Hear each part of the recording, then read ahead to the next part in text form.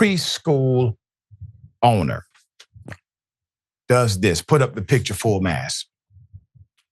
When I tell you this made my blood boil, California mother is upset because a preschool owner aggressively handled a black toddler, maybe not the first time.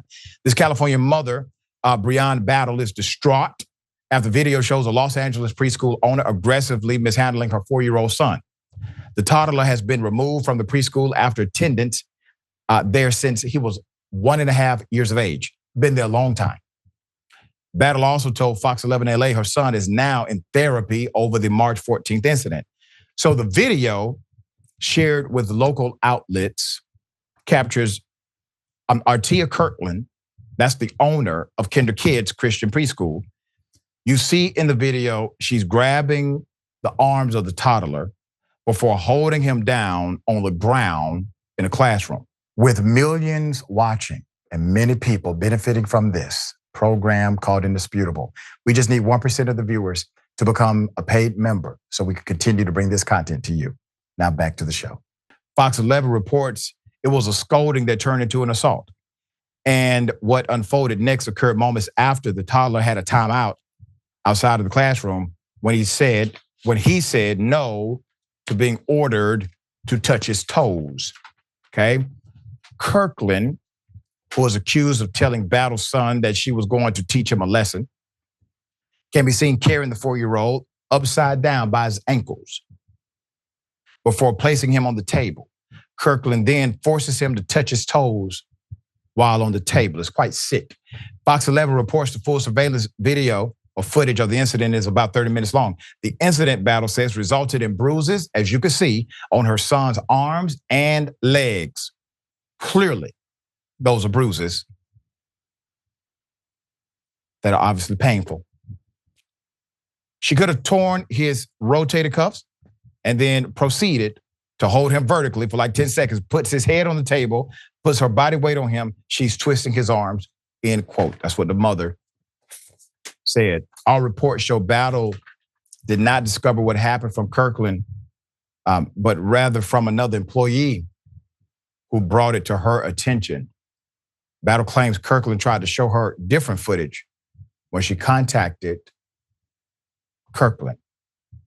Battle recalled to ABC-7 News, quote, the owner operator showed me the clip from when she took him out into the foyer. And that's when he was giving her a lot of activity, so she thought that was going to be a better angle. I tried to even give her the benefit of the doubt when I went in to meet with her, not excusing her behavior, but from mother to mother, woman to woman, things do get out of control. She's denying everything and it's sickening. Battle hired an attorney and filed a police report labeling the incident as child abuse. Her son, who says he was fighting for his life, end quote. The mother is pushing for the owner's license to be revoked and for her to be jailed. Quote, I was distraught. Battle said nobody wants to see their child being manhandled like that. And because this was local coverage, we could only show the screenshots. I encourage you to see the video from the local affiliate. But when I tell you this is one of the most frightening things that a parent can go through, obviously the child is frightened. And then you see these bruises that have no explanation. Thankfully, another employee saw something and said something, and the dots were then put together.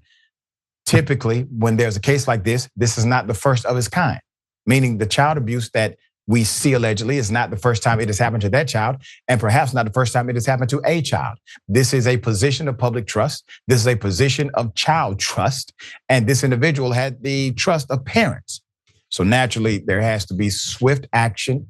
I concur with the mother. The license needs to be revoked. Full investigation withstanding. All right, Wise thoughts here.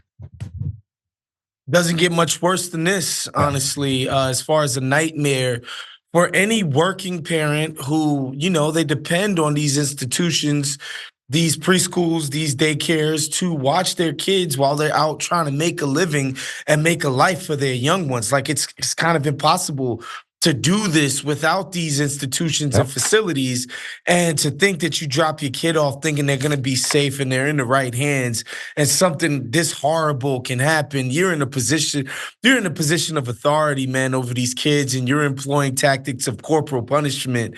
It's absolutely insane.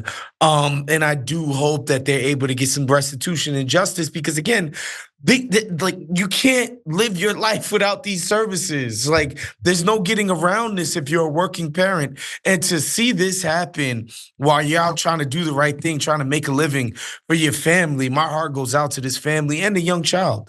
Yeah, absolutely. Well said, Wosny.